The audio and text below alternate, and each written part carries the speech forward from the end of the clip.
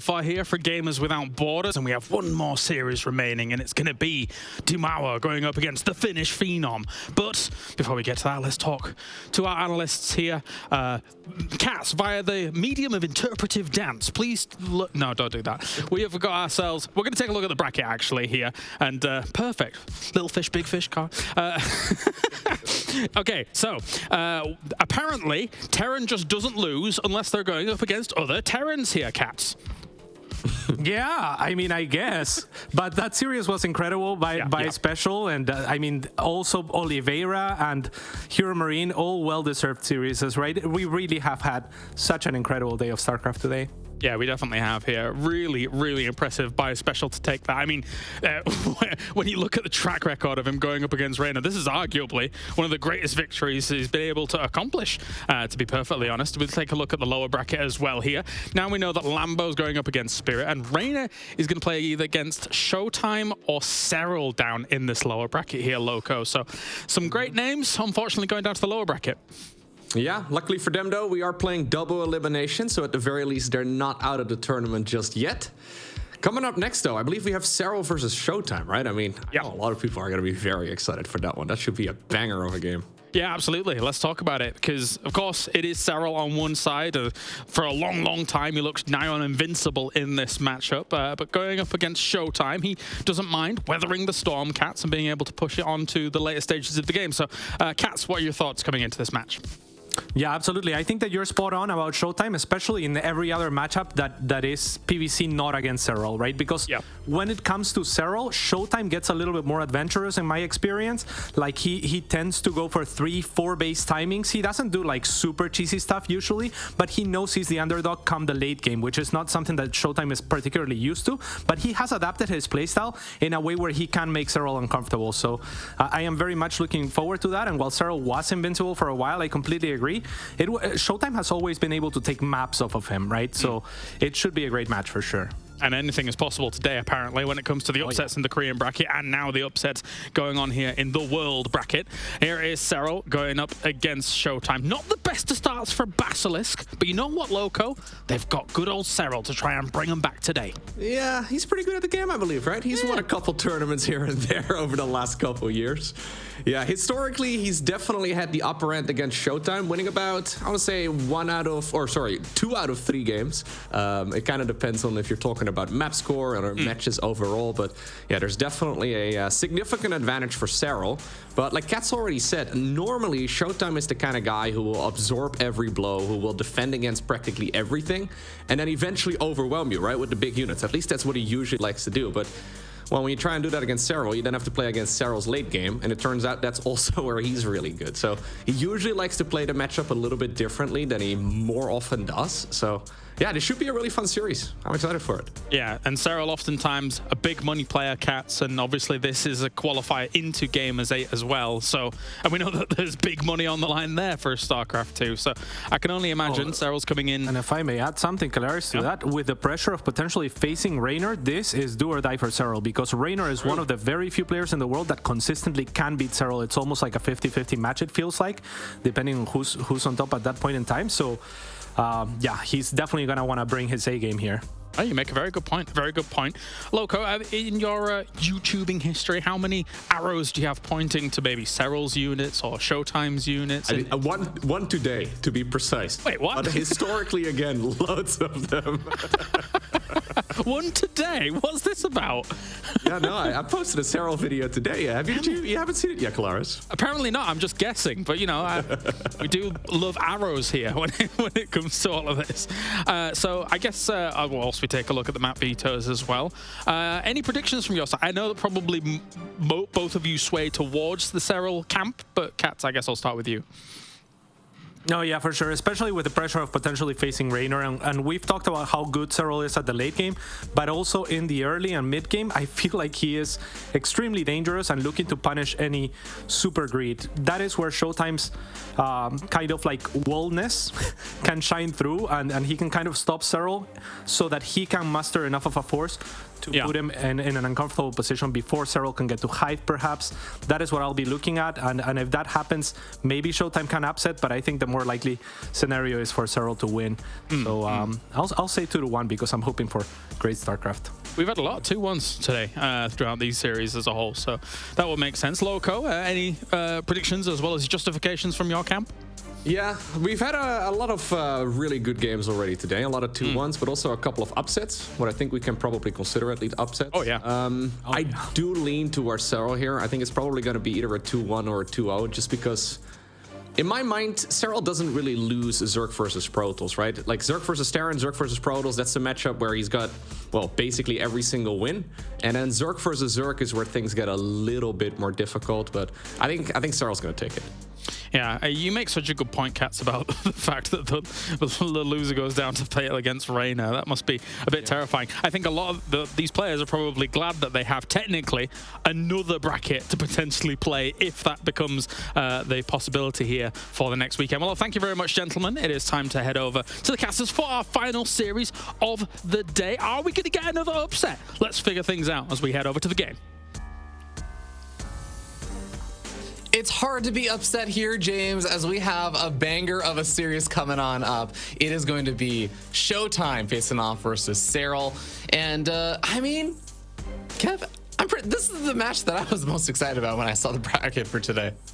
Yeah, definitely one of them. I thought Gumiho against Hero had a lot of potential, and that's why I wanted to cast it at first, but then we swapped some things around, but it's all good. I missed out on that upset. We got another upset in the previous series that I feel like the majority of the games looked appealing on paper, and almost all of them delivered. Maybe Oliveira Lambo could have been a bit more epic, but that second game still gave us a whole lot more than what we initially thought we were going to get after the start we had there. So it's been a good day, and these two do have a bit of a history of creating epic games.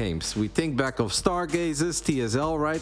Earlier last year. That was an absolutely amazing game. And a long time ago in Nation Wars on Neon Violet Square. Arguably one of the best games in StarCraft 2 history. Anybody that saw it will remember it. So they are no strangers to making it epic. But how lucky can we really get on one day with that many great games? I don't know. I'm just going to set my expectations low. And then it can only get more awesome throughout the best of 3. Oh, man, I think that's probably a reasonable way to do it, but we'll have to find out as we hop into game number 1 as we go into Gresvan. On top of the bottom right-hand side player is the Red Zerg from Basilisk. He is Serral. He's been on fire lately. Doesn't play many things. Whenever he does play, he wins. But the same can be said for this man. He's been doing very well over the last few weeks. In the top left side, representing Berlin International Gaming, D. Mauer, ShoWTimE. As you know, Fear Dragon, I am a big fan of Monday Night Video Gaming, the weekly tournament provided by ESL. And ShoWTimE so far in the 2 weeklies that we've had, where we had EPT points on the line for the upcoming EPT season. First week, made it to the final, was down 0-2 against Gabe, brought it back, sent it into a game 5. It was an absolute nail-biter. It did not go his way, but he did play amazing in it. And hey, second place is still pretty good out of 100 or so competitors. And last Monday, he actually won it all, and he looked damn good doing it. So ShoWTimE really is in excellent shape at the moment. Yeah, against Max Pax in a PvP, no less as well. Like, absolute legend. ShoWTimE, like you said, is playing super well, but I do think, in some ways, in the most unfortunate way, Serral is kind of like ShoWTimE's white whale. He puts on so many good series versus Serral, but ends up winning so few of them. And it feels like he gets really close a lot of the time and just barely comes shy of it. So I still have an expectation for some great games here, but it's also going to be a little bit on ShoWTimE to show that he can do that final little closing out to actually take down someone like Serral. Yeah, and as I said, Serral really has been excellent. We ran a big event on the Friday night that had over 200 players signing up a couple weeks ago. And it was actually kind of a fun format. At least I thought it was fun, because I decided that the lowest seed player would always be able to pick the first map, and then it would be loser pick. So for someone like Serral, that's a nightmare, since he is seed 1. Means that his opponents always get loser first map choice. And even if they drop the first map, they get the second map choice as well. And Serral still went 14-1 or even 17-1 towards the end. in the entire tournament against world-class players like Gumiho, like MaxPax, like Clem. It really was one of the finest performances of Serral in a very long time, and the man doesn't have a lot of bad performances in general, so he is really feeling it, and I'm sure that he was disappointed by IEM Katowice earlier this year, where he obviously had, for his standards, an early exit, and he wasn't able to defend his title. But after Katowice, Serral has looked nothing but spectacular. Yeah, sometimes I guess you just need one of those kind of events where you're a little bit disappointed to just really kick things into the next gear. And it really does feel like Serral has been playing on a different level, like you said, since IEM Katowice. That event was it was ludicrous to watch Serral make that run through the Basilisk event. So I'm interested to see how he's going to be able to fare over here, as he is the favorite coming in versus ShoWTimE. But he pops in with a Ling as the Adepts are on the other side of the map. He scouts out the very standard kind of Stargate opening. I think it's almost more of just a surprise when ShoWTimE doesn't go for the Stargate Oracle opening. And it's more going to be the question of what does he decide to do after this. Yep. To put things in perspective, actually, after Katowice, Serral has played 18 series, and he is 17-1 in them. The only one he lost was in the Pigsty tournament, where he lost in a nail-biter 4-3 against Clem. The only series, but obviously after that he already got revenge on Clem with a 3-0 over in the Basilisk Big Brain Bouts Special Anniversary Edition. So the man really has been on a roll. He's on fire. Let's see how good his ZVP is today. It looked very good against MaxPax a little over a week ago. So far it's looking good against ShoWTimE too. We can talk a little bit about what we can expect from ShoWTimE in this series. We know that he's a big fan of safe and sound in the beginning. One gate, fast expand, Oracle, sometimes obviously a triple Oracle. Double Oracle is standard, triple Oracle a little bit, more of the odd one out there, but ShoWTimE obviously has a lot of confidence in his ability to keep the Oracles alive, and then triple Oracle isn't a bad choice at all. Yeah. And that third Oracle is about to pop out. And since the first two Oracles have not really found a ton of opportunities to get a lot done, he's going to try and join them together with some of the earlier Adepts that he's made. But behind this, he is adding on that Robo. And does seem like he's going to be transitioning out fairly shortly. But we'll see. The Oracles are going to be able to take a nice little trade over here alongside the Adepts versus some of the Lings, forcing Serral to disengage. Behind all this, Serral has actually added on that Roach Warren and is just continuing to try and deal with the light bits of pressure that ShoWTimE throws at him. It's so insane how difficult it is to even kill a single drone against Serral. And we don't want to make this all about Serral, but ShoWTimE is one of the best Protoss players in the world, who's absolutely red hot at the moment, playing great in everything he does.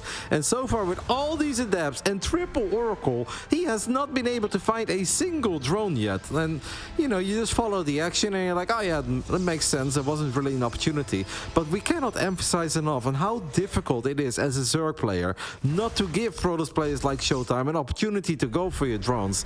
Serral is an absolute master in making very difficult things look very easy.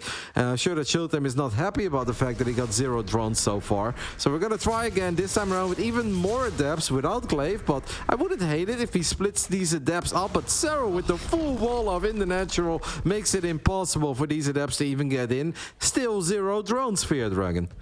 Just no actual opportunity. It's not like there's some big misplay that's happening over here from ShoWTimE. It's just Serral has been so solid on the defense. Behind this, it does seem like ShoWTimE's going to be adding on that robotics bay, adding on +1 weapons, and he's finally going to be able to pick up a couple of drones over here. Finally finds a tiny bit of damage, but at this point, Serral's already kind of in his groove, as he's even adding on an infestation pit pretty early on.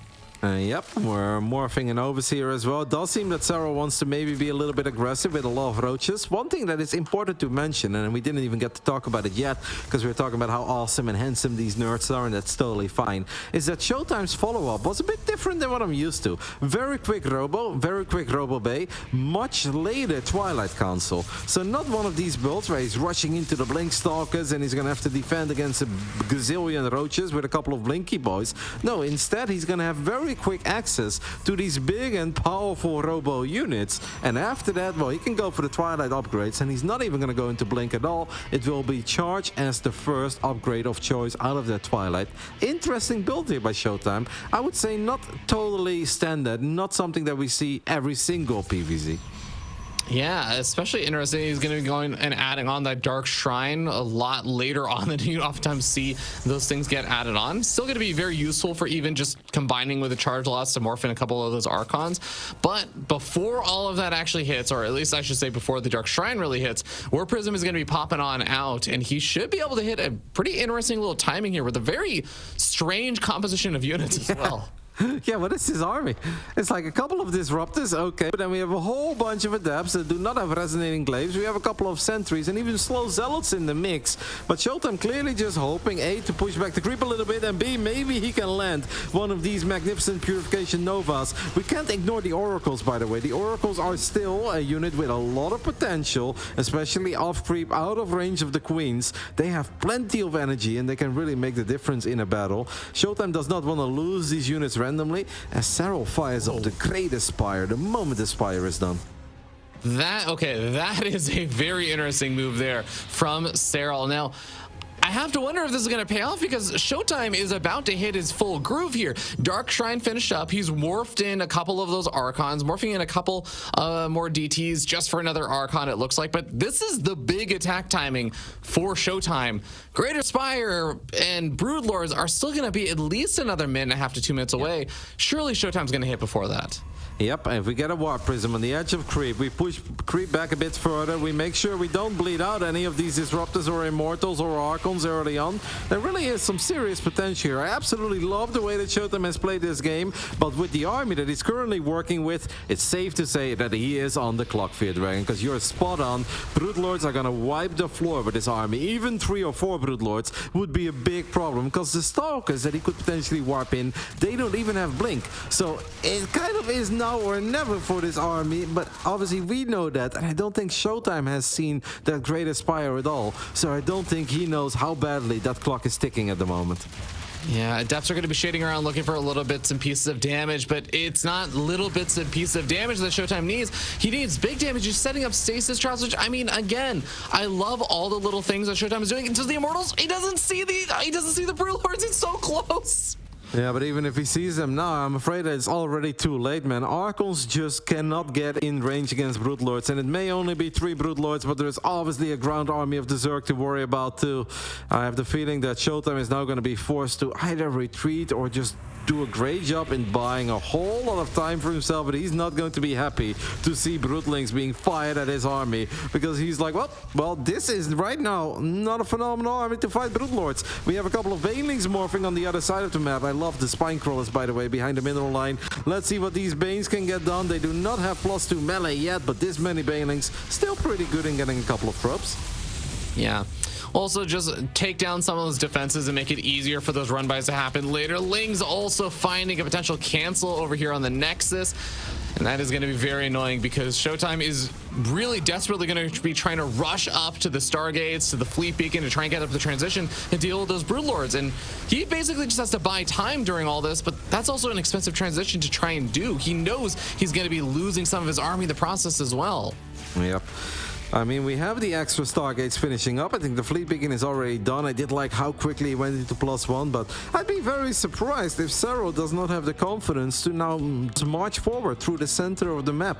Seems that Serral is like, you know what, the late game is also totally fine. Let's just go ahead and stabilize. I know that the current army you have is not that terrifying, and by the time you have a whole bunch of great Stargate units, I'm sure I can deal with that too, as these probes will also fall. Nowhere to run and nowhere to hide. Apparently 2 of them do manage to hide and they survive, but still 10 extra workers, couple pioneers going down, and on top of that, obviously ShoWTimE's window, if there was ever a window, yeah, that window has long closed. Yeah. Love that he's still staying active with some of the charge lot warp-ins, with a Warp Prism moving around, the DTs also continuing to harass. I do like that ShoWTimE is still being quite active on the map, and if you just look at the base count for Serral, it's not exactly that impressive right now, but his economy is still just doing so much better because of the little things like the Baneling run-bys and everything, and also the fact that he's still shutting down most of the harassment that ShoWTimE throws his way. Serral is starting to complement his army with a couple of these Zerg spellcasters. Infestors on the way, and I'm sure that we'll see a few Vipers too, if he knows that ShoWTimE is transitioning into triple Stargate with the Fleet Beacon. Tempest is a unit that either Protoss players love or hate. I'm kind of on the hate train, but I also think in a game like this, there probably is no better choice than the Tempest. So I don't blame ShoWTimE for it. And I also think he's a very good Tempest user. Kind of like how Neep used to make you Americans proud. I think ShoWTimE, when it comes to the European Protosses, can make us proud and sometimes make the Tempest shine. But obviously, if Serral knows it's Tempest, he's going to make a bunch of Corruptors, and Tempests are just not good against Corruptors. Yeah, already seeing a ton of them. Just got it added on there in the last 3 seconds. But, well, we'll see when actually Serral gets scat out to see how many Tempests have been made. Even going for the Tempest upgrade, that's going to help against some of the static defenses and whatnot. So if he's able to get into a good position, he's going to be able to really shut things down. Always an awkward snag when you get that many banelings in a stasis trap, by the way, because you're just like, oh, man, I really have to commit quite a bit over here to kill this now. Yeah, you can surround it with the Archons, but I'm sure that ShoWTimE is a tiny bit worried about the Zerg army showing up right when these banelings get freed up from the stasis. We know that that is not happening, so in the end, ShoWTimE is still able to get all these banes without taking any damage from against them from home. So all of that is good, but it is going to be harder and harder for ShoWTimE to find any economic damage. I think he's kind of giving up on that. And at this point, this game is just kind of stabilizing, where we are both making a step, tiny steps, baby steps, towards our dream army, right? We're gonna free up a little bit of army supply, throw away a couple of the roaches we don't need anymore, and I'm sure that ShoWTimE will try to get rid of one or two of the Archons, because I don't think you really want to start the final fight with that many Archons. It just does not seem ideal. Yeah. Tempest does kind of reveal itself to the Overseer as he's also moving forward onto creep with the rest of his Tempest and his Archons. Going to potentially go for a bit of a trade over here. There are a fair number of these Corruptors, but the Archons can zone back those Corruptors for a bit. Fungal Growths, though, going to lock those down as ShoWTimE realizes that is not really an army we really want to take on right now. Neuroparasite being used as well on that final Archon, so that Archon walks into the wrong way and will get picked off by the army of Serral. Serral knows what he's going up against, but he just seems very comfortable to drag this into ultra late game. He has always been notoriously very strong. There are a couple of people out there that say you just don't beat Serral in late game CVP, and I used to always agree with that, where it's like, these games are not even that exciting because Serral always wins, until Zaun actually got the best of Serral at Data C. I believe it was a DreamHack Masters Atlanta. And I was like, hey, it is possible. That was a great game, and he actually just won an ultra late game deciding fight with the Mothership, Archons, Tempest, Storm Carriers against ultra late game Serral. So clearly there is a chance, and I'm sure ShoWTimE has thoroughly studied that game, because getting your hands on a game where Serral loses in the late game against Protoss, that's kind of like finding a gold Pokemon card in your Pokemon pack. Yeah, and ShoWTimE himself is quite good at those late game situations. I also want to just quickly note, it's a small thing. We'll see how much of a difference it actually makes, but I really do like that while ShoWTimE's mineral bank isn't super high, he's really been able to maintain a lot of his gas bank and a lot of his gas units. Now, a little bit awkward as I say that, because a couple of Archons and an Immortal do seem like they're going to get picked off over here most likely, but yeah, but that is okay, right? Yeah. It's okay, because it kind of goes back to what I said earlier, where ShoWTimE does not want to start a game-deciding fight with that many Archons. That is a sick fungal, though. That could be a problem. We do have a Nova flying forward. The Corruptors are going to try to do their thing against these Tempests, and it seems like they will succeed. A couple of Zealots have found a few drones somewhere, but this army of ShoWTimE is going to have a hard time making it home safely, as another fungal connects, and Serral even leaves a couple of the lurkers behind to deal with these Zealot run-bys. Just great spellcasting there by Serral. That was really excellently done, and that's going to be really annoying for ShoWTimE to try and replenish some of those units that he just lost there. Like you said, you don't want to have too many Archons, but 2 Archons is certainly not going to be enough to push back a whole lot there, unless you also have a ton of Storms to back those up. And a couple of Storms are thrown down, but man, when your army just gets fungled like that at the very start of the fight, it makes things so difficult to engage into. Yep. Well, no HP gets picked up, but a couple of Zealots are starting to work on that Ultralisk Cavern. I don't know if Ultras are really going to be units that will decide the outcome of this game, but it's obviously an expensive building, so it's always nice to pick off expensive buildings. And that one brave Zealot almost got the hatch. It seems that the Disruptors got misrallied, but there is nothing of Serral that is very quick that can actually pounce on that and punish ShoWTimE for that little mistake. Are the Oracles still alive? I mean, they must be, right? They're still throwing around stasis traps and everything. One of them is. Okay, well, we're having a potential fight over here, as it does seem like a lot of these Tempests are getting picked off one by one. Fungal growth also on some of the remaining Tempests. There's hardly anything left in the air over there for ShoWTimE, and the Disruptors alone, plus the Archon, are really not enough to hold things back. Stalkers being warped in shows the desperation here for ShoWTimE. He just really lost a few too many units there. He's got no money either, right? He's been investing a lot in infrastructure. He's been spending a decent amount of money on Zealots and DTs that found some success, but not crazy success. Then double Cybercore, all the air upgrades, all these expensive air units. It's just starting to add up, and all of a sudden ShoWTimE has no bank. Meanwhile, Serral is as rich as ever with 4.5k minerals, 3k gas, and on top of that, still a terrifying army that is 50 army supply bigger than the army of ShoWTimE. We do have the mothership show up, but it's a day late and $1 short to save that Nexus as we land the Revelation. But I kind of feel like we just landed the Revelation and we see an army we can defeat. Yeah, it's a bit awkward. If there are all those Tempests alive, maybe there's something you can do, but does try and target fire down some of these Broodlords. Fungal growth locking down the Stalkers, though, on making sure that they cannot blink back to safety. Disruptors gonna be trying to go off, and they do find quite a few of those Infestors as well, but at the end of the day, it's still just gonna be Serral's game as he takes the first one, showing just real dominance as the game went later and later on. Masterful display of the late game ZVP there by Serral, but we can't ignore the early game either. Like, it is fascinating to see a player as good as ShoWTimE with 3 oracles and all these adepts not find a single drone until like minute 7 or 8. That is so incredibly difficult. There are a lot of very good Zergs out there, right? Like, you think of any random 6,000 something MMR Zerg, they're gonna end up losing 10 drones against the first 2 oracles, or 10 drones against the first time the oracles sync up with the adepts. Serral just makes it impossible almost for Protoss players to find a lot of damage early on. However, Ravi, for me, the game deciding moment was really when ShoWTimE was on the edge of creep with all these Archons, the Disruptors, the Immortals, and he had that moment, right? That little window where the Great Aspire was morphing, but it wasn't done yet. I believed in ShoWTimE's army there, and I feel like if he would have known the timing of that Great Aspire, there's a good chance that ShoWTimE would have been able to get a great fight there. But after that window, it just kind of felt that the game was over.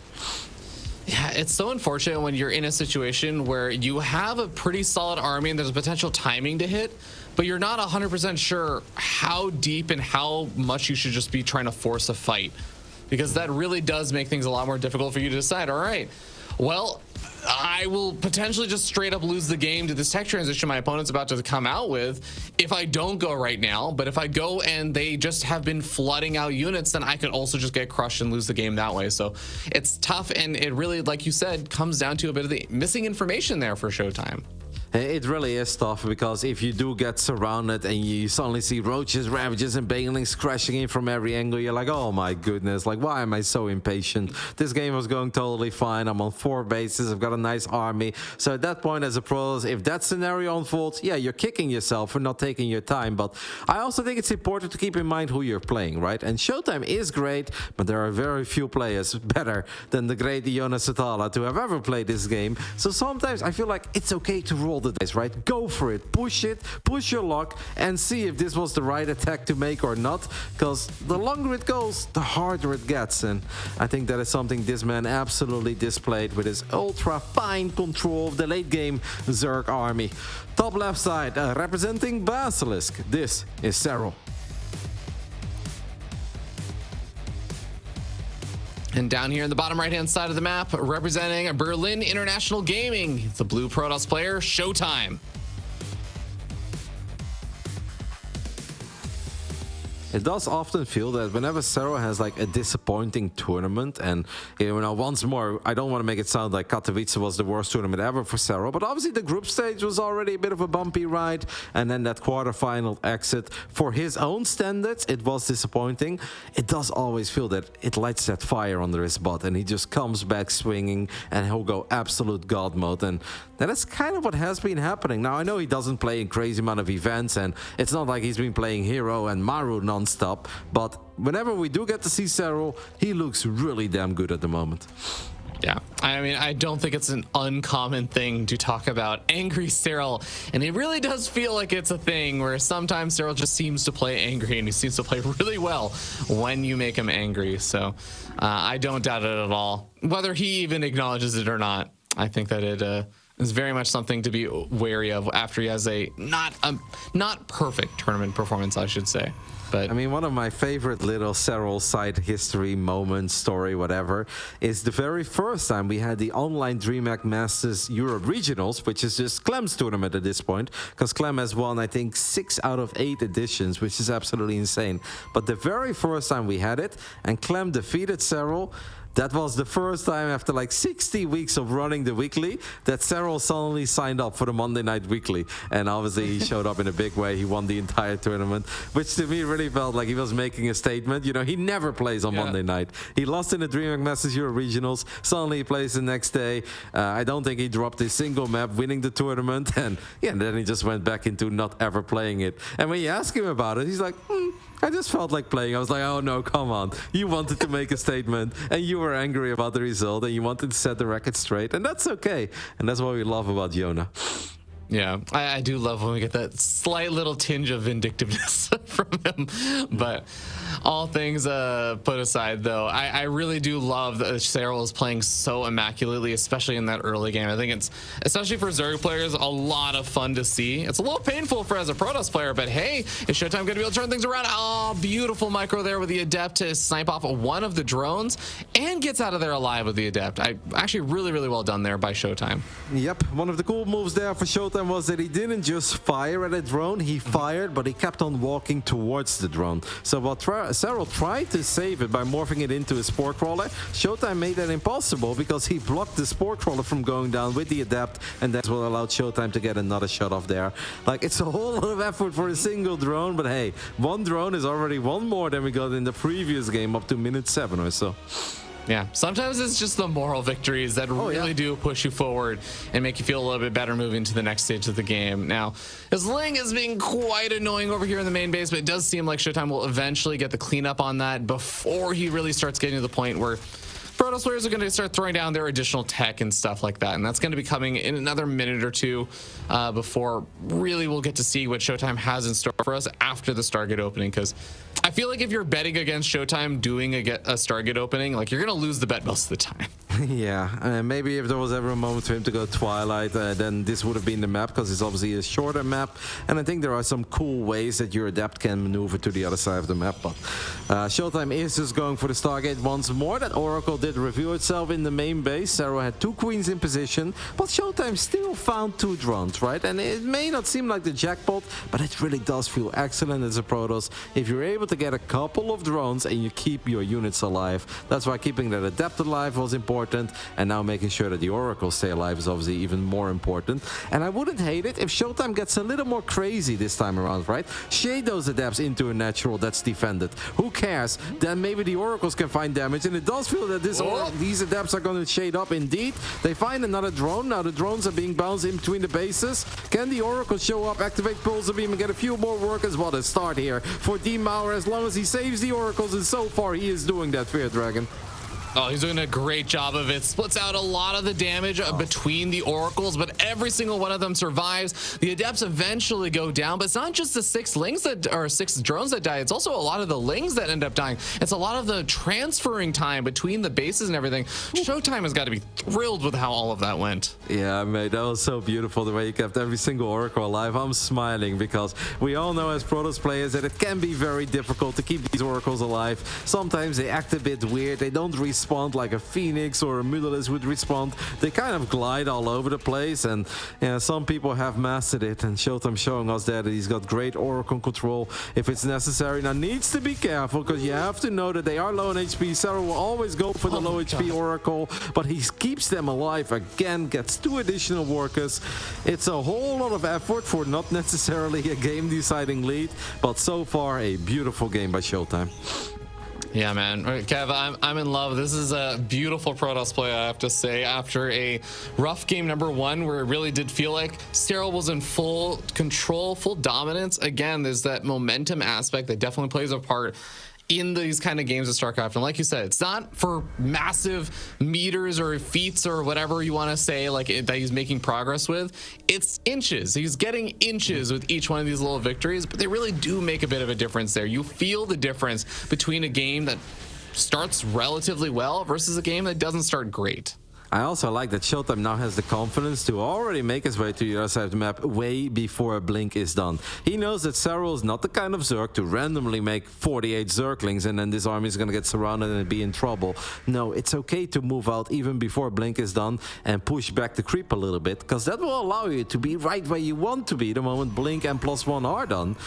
So he's going to send the Oracles home, just wants to go up to 4 bases now. I wouldn't have hated if he was pushing the issue a little bit harder at this point, because Serral didn't even have a roach speed yet, but I also can't blame ShoWTimE for playing it safe, because the game has been going perfectly fine for him, so at this point he doesn't need to do something wild and crazy. Yeah, he's going to be able to utilize that blink to try and get out of there. Has a stasis trap to fall back to as well, so the Lings are not able to seize those final kind of kills on those stalkers. So ShoWTimE in a good spot, keeps all of these Oracles alive as well, and still has a lot of energy available. So continuing to Revelation, can throw down additional stasis traps, and again, just sets up for the next stage, which is going to be another one of those Dark Shrines, charge, +2 weapons, all kind of aligning with those disruptors. Yep, it is all definitely lining up the way that he had in mind in the beginning of this game, but it's also still going to be very difficult for D-Mauer, because Serral is starting to grow bigger and bigger. 85 drones, the upgrades are on the way as well. Bailing speed is about to finish up, +1 missile attacks already done. So in the end, it still feels, despite all the great things that ShoWTimE has done, it's going to come down to the first few engagements. ShoWTimE feels that there is a little opportunity here, blinks forward, snipes 2 queens, doesn't lose a single unit, has money in the bank. Fear Dragon, we could get a couple of DTs and Zealots being warped into the main base soon. It's honestly almost a perfect game for ShoWTimE so far, but he still needs to be really careful, because one bad fight and it can be all over. Yeah, God, Serral reacts so quickly to that Warp Prism. The moment it kind of rears its head even close to the base, to the main base of Serral, Serral has Lings there within seconds. It's so fast to react. And ShoWTimE tries to like move back in and out. It's like, maybe he's not looking now. A few seconds later, it's like, no, Serral's so on top of it. And ShoWTimE does not decide to kind of waste a ton of resources on that. But that means that now, like you said, Serral was growing bigger and bigger. Serral is at the max out point. He's morphing in his final couple of Bailings, getting his upgrades, and he may feel like he has an opportunity now.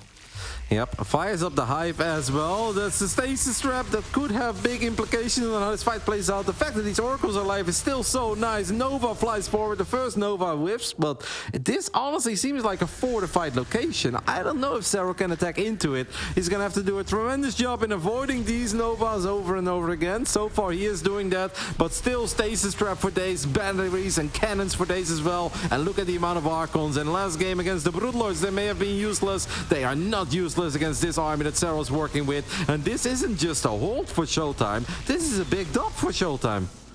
Yeah, this is actually a bit concerning for Serral now, as ShoWTimE building a lot of momentum across the map. He feels it. He feels like he can actually attack a bit across the map. Some of the Banelings are going to come out of the stasis traps, and this could spell a bit of a disaster, but ShoWTimE does warp in back at home defensively. He is going to continue to attack across the map.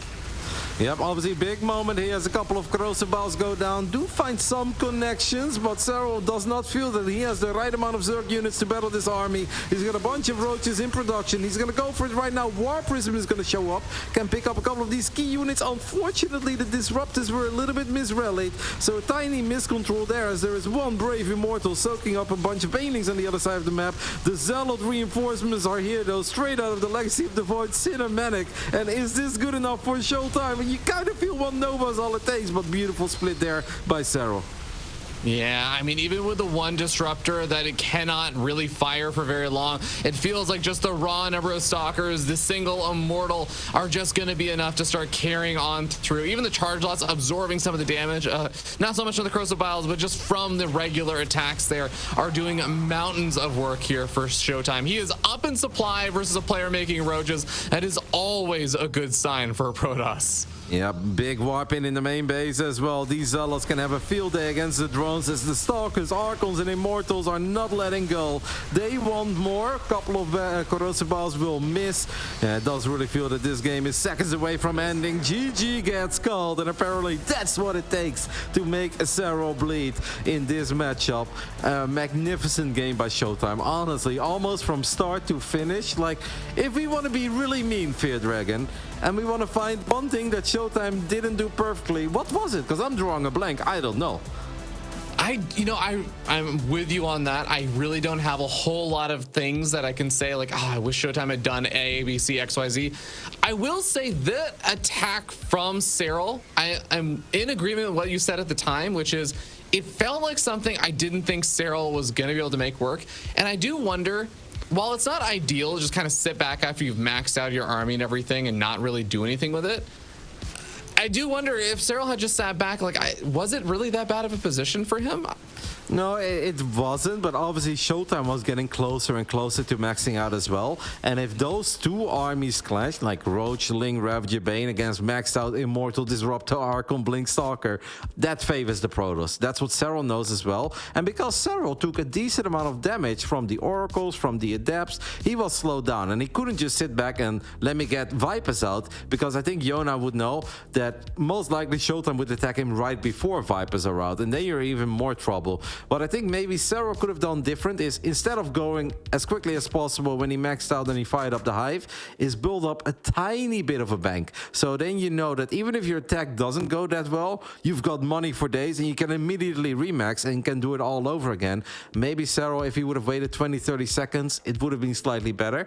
But that obviously means more batteries, more stasis traps, more disruptors, right? So I think for this man, that wasn't really a right choice anymore. His opponent just got the best of him in the first 7 minutes. Not something we say very often, but it happened. Let's see what game 3 has in store for us on Dragon Skills. Bottom right side, representing Basilisk, the great Yona Sotala, Serral. And up here in the top left-hand side of the map, our blue Protoss player, the German from Berlin International Gaming. He is ShoWTimE. Hey, I guess I remember something. We lost the Disruptors, right? The Disruptors moved into the Roaches. Oh, no. Yes. Yeah. After he had already effectively won the game, there was that. Exactly. It's true. Yeah.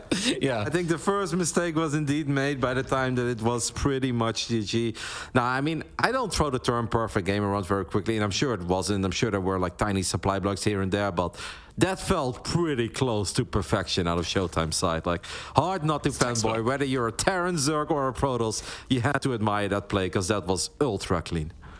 No, absolutely. I think it really is one of those games that you could hand off to someone and be like, yeah, you want to learn how to play like a really solid game of StarCraft? Like, look at this. All right, look at how he basically micromanages and does all of his setups and stuff behind all of his little bits of harassment and everything. He's being careful to get little bits and pieces of damage but not lose the units. Like, you could just look at all of those little moves from ShoWTimE and say, yeah, this is how you play PvZ. This is a just super solid way that's reliable to play it. And I think that's what got me pretty excited about that game. I mean, I'm not gonna lie, Kev, I'm getting pretty amped up over here, just because even though it's just that one game so far, as we head into game number 3 and see who's gonna be able to take the series in this best of 3, I'm already looking at like how that bracket is shaping up. It's really not what I would have expected. We already had Raynor kind of falling to special over there, and now we could potentially have ShoWTimE potentially taking down Serral. I mean, what world are we living in right now?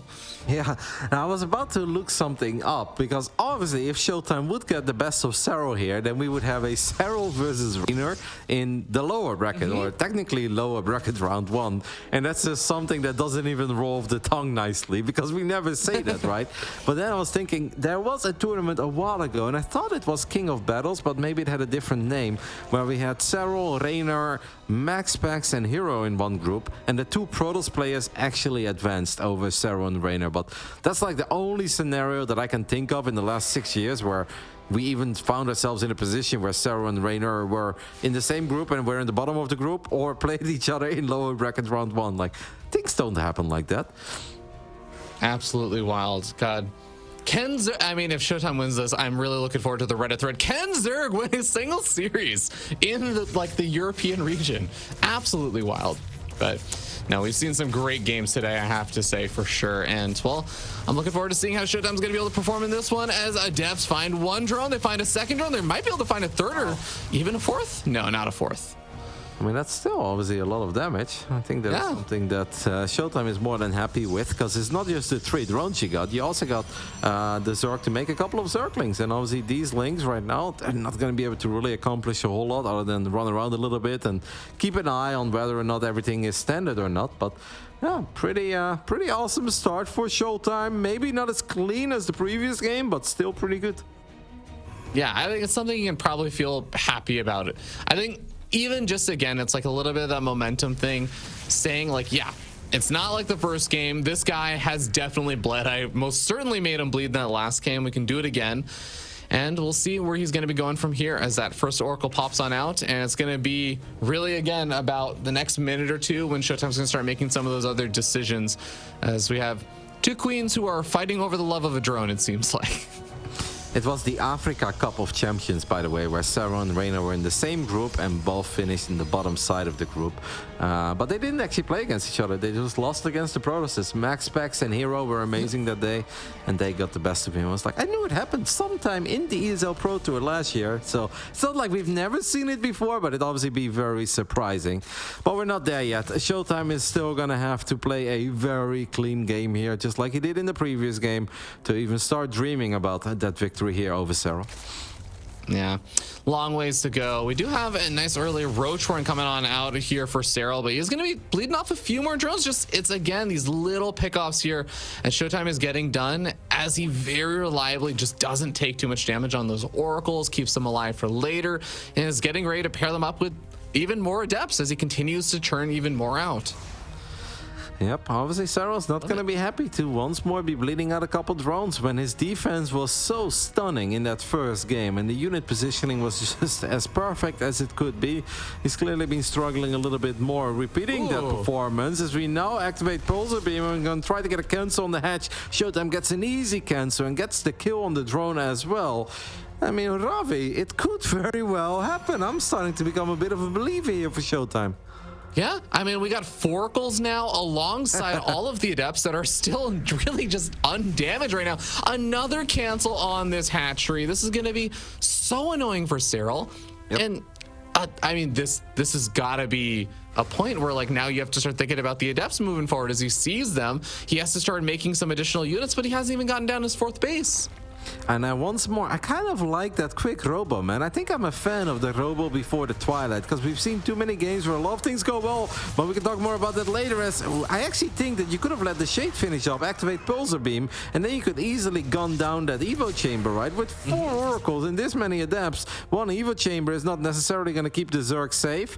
ShoWTimE is now going to check and see if Serral has expanded elsewhere. Lets the Adept Shade finish up, not a fight that Serral can take, and now another hatchery is going to be in a bit of pickle, but it's so much not so, or so far it's not about the hatch. It's actually a lot more about these Oracles flying into the natural, getting 9 drones. The majority of the Adepts get out of there too. Mr. Mauer is really turning it up here, Fear Dragon. I was really questioning that, letting that Adept Shade finish, but there just weren't that many Lings over there, and I love the decision to keep sending the Adepts further up and to the right, as he just says, okay, well, if I send these this way, then a lot of your units are going to be moving that direction, and then my Oracles have an opportunity to dive in over there, killing 17 workers so far this game alongside all of those Lings that died, and now he's grabbing a 4th base. Like you said, he's been just getting up all of his transition points behind this. This is a beautiful start here for ShoWTimE.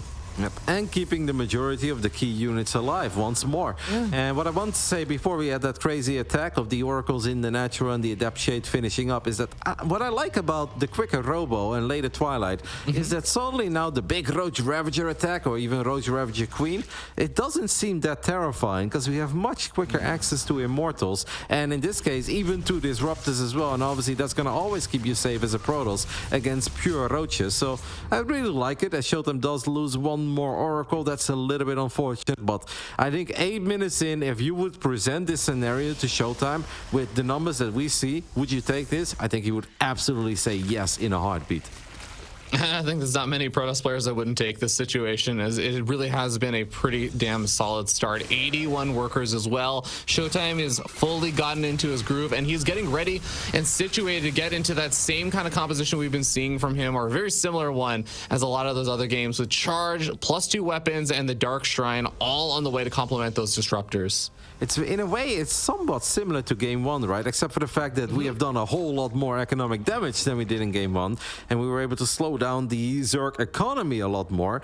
So now it begs the question, will Serral drop another Spire? Does Serral even feel that he can get away with a Spire and quick Brood Lords? And if that scenario does unfold, will ShoWTimE actually send it? Or do we have a repeat of Game 1 where he's going to slowly but steady trade out some units and make his transition into Stargate? Because I would personally love to see ShoWTimE just send it, because late game Serral, even if Zane did get the best of him in the Zone, excuse me. No, Zane is pretty good too though. For the UK boys. But it was Zone, sorry Zane. On that map in Data C, it's just so rare to see Serral lose in the ultra late game. Yeah, the longer the game goes on, the more tools he has to his disposal to try and find ways to just compensate for whatever kind of start he had. So it will be interesting to see, but this is kind of that window now, as ShoWTimE is about to finish up +2 weapons. He's going to add on Blink behind all of this, but surely he is going to be going for that move out now. Yeah, he's even got the Prism here, so it is definitely happening. Now it's important that ShoWTimE keeps on pushing though. The army is big for Serral, but obviously ShoWTimE's army is more teched up. It's more well diverse as a disruptor leads the charge. I don't think that's supposed to happen, but a couple of good forces do go down. The Nova will also land on a lot of these morphing banelings. ShoWTimE is down in supply, but up in power units. Obviously losing a disruptor is always scary though, right? Because those are like the last units you want to lose if you go up against Roaches, Ravages, and Lynx. Yeah, it's most certainly going to be the big power unit that you want to preserve in these fights. Little Zealot run-bys like this are going to actually occupy almost every single one of the queens down there on the south side of the map. Now, Force is going to try and lock out a lot of the banelings, make a lot less surface area over here for these Zerg units to pile on through.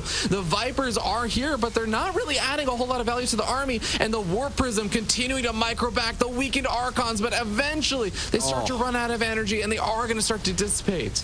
What an abduct there, by the way, because if those 8 Stalkers finish up and those 8 Stalkers can fight alongside the Disruptor and the Archons, that could have really been very dicey. I think that was an absolute clutch abduct by Serral, because in the end it was close. But imagine that Warp Prism allowing 11 Stalkers to be warped in. That really could have made the difference. It could have very well been tipping the fight ever so slightly in favor of ShoWTimE. And if ShoWTimE wins that fight and gets the hatch, Serral in all sorts of trouble. So clutch abduct there by Serral that allows him to stay in this game, but that does not mean that the Zerg is winning by any stretch of the imagination. Serral is going to need to make a, I wouldn't say comeback, because he does have a bigger army, but he has very basic units. So he needs to make some Serral magic happen. He needs to get value out of the little army advantage he currently has.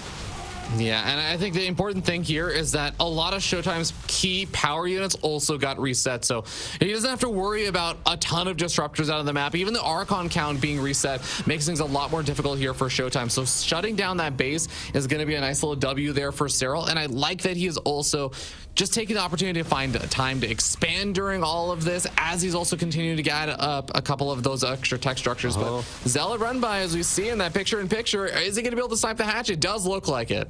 Yep, that's a big pickoff. Serral does have his hatchery in the center of the map, but that's obviously a very difficult hatchery to defend if ShoWTimE decides to replace some of these robo units. Now, I have to admit, I'm not necessarily a fan of going ultra Archon heavy, as we drop the Temple Archives as well, and I guess we can make our way into Storm. Maybe ShoWTimE feels that he doesn't have the right units to keep Disruptors alive at the moment, and they will just get abducted. So it's all about Archon Stalker at the moment. It is +3 Archon Stalker though, Fear Dragon. Yeah, those Archons are getting abducted into the middle of the army, and they end up dying very, very quickly. But, I mean, as soon as there's no longer any abducts, you start to see that there are a lot of issues that start to arise with that army. And ShoWTimE able to bully him back.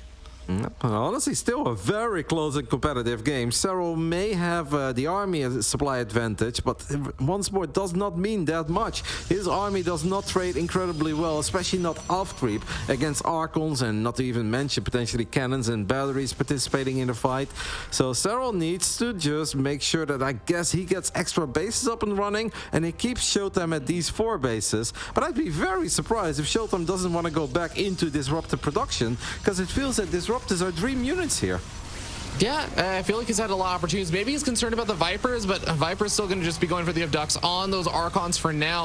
And Serral, at a bit of a choke point, feels like he's not going to be taking the best trade over here, especially toward the end of it. Ends up having to retreat on out. Doesn't really end up canceling the base either. And ShoWTimE manages to defend, manages to keep alive a lot of his key units, and is also going up to Storm. Like, it really just feels like ShoWTimE is starting to stabilize more and more.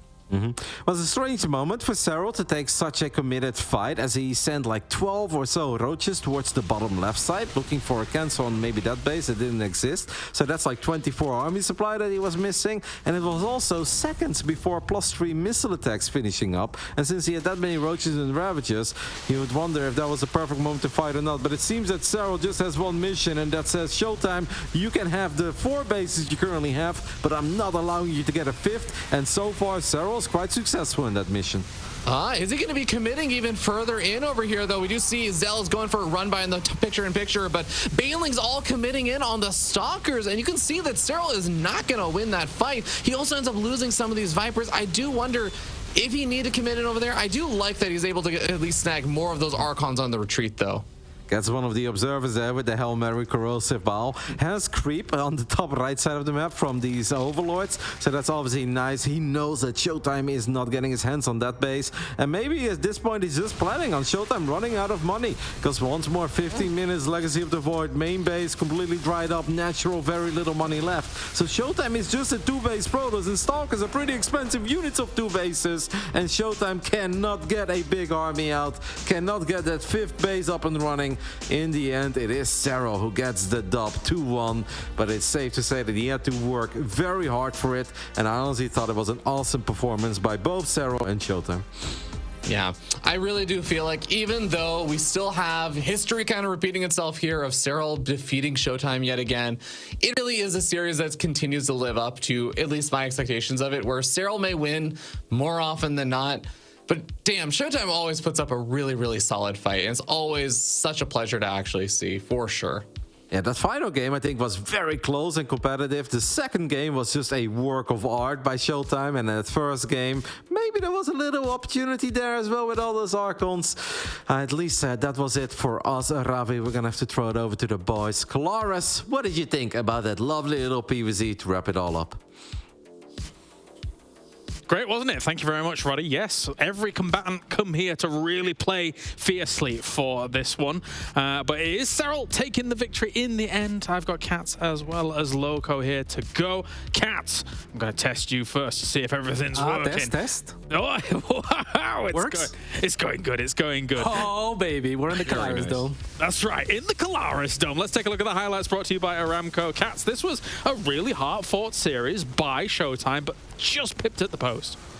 Yeah, absolutely. I mean, this first game felt like everything that we were talking about prior to the match, right? It's going to be ShoWTimE that's going to try to put the aggression before Serral can get to tier 3, before he can get his hive situated. The problem, and I agree with Roddy, I think there was a window, and I think that ShoWTimE got kind of fed wrong information because Serral was posturing before making those 3 Broodlords with his army, with corrosive piles. He was kind of like moving forward like his army, corrosive piling, and threatening to move on forward. So instead of ShoWTimE thinking it's go time before this Broodlords morph, he's more concerned about Serral pushing forward. So he's dropping those stasis traps and getting set up and thinking that he has more time than he does, I think. And that is to the credit of Serral.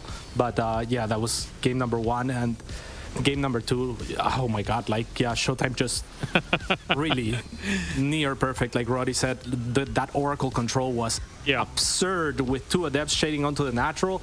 Just absolutely beautiful. Definitely moved on to game 3 as well, Loco. And I mean, some of these fights, the quality of the Protoss army was really good. It's just that sometimes Serral just has a lot more than you in some of these instances. Yeah, no, honestly, just an amazing series overall, right? I would say probably the highest level gameplay we had today, or at least the most competitive series. Like, this really could have gone either way. Initially, before we started these games, we really assumed that this was going to be, I mean, not necessarily a straightforward victory for Serral, but we probably assumed it was going to look a little bit more one-sided than this.